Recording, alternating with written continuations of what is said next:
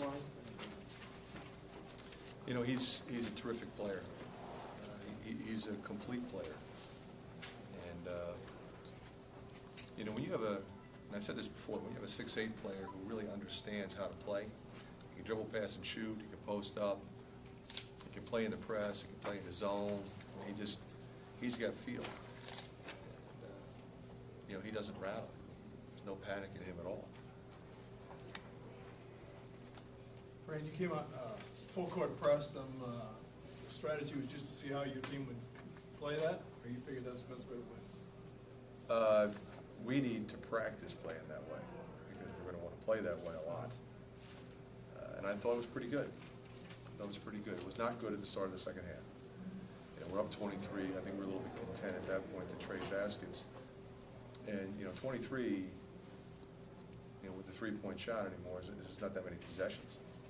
So you've got to be able to take 23 and get it to 30, get it to 35. And ultimately we did that, but it took us a while. Is this like a perfect game though, because you got to play all your guys and you got them a lot of minutes, and especially the young guys who need to learn pretty fast? Well, yeah, we had the young guys not only on the floor a lot, we had them in together a lot. And, you know, you would never have known that they were young guys. They weren't mistake makers at that point in time. You know, I thought Oglesby had some really good looks. You know, he'll make 8 of those another night. You know, but he was solid. I mean, White was great, Olesini was great. I thought Josh played well. McCabe looks a lot more comfortable moving up front. McCabe, when he came in the game, he gave us great minutes right away. He ran the floor, he finished inside.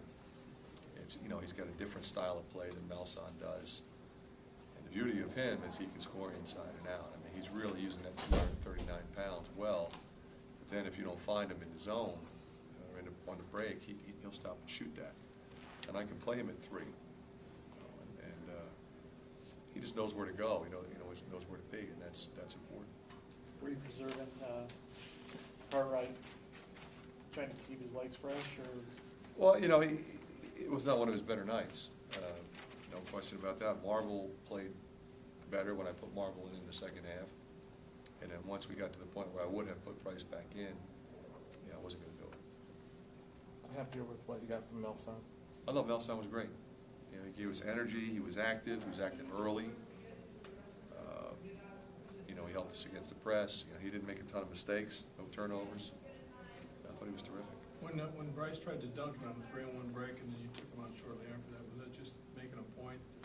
No, you know, I wasn't trying to embarrass him. I just didn't think he was playing real well at that time. You know, I mean, it wasn't just that play. It was the previous couple plays. You know, we had a 3-on-1. We had a number of opportunities we should have converted.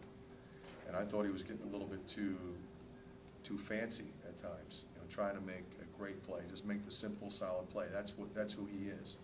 He'll be fine. I mean, he's a great person. He's a terrific player. He's been practicing extremely well. Played well in our exhibition. He'll be fine. At times it looked like the interior defense wasn't probably what you wanted.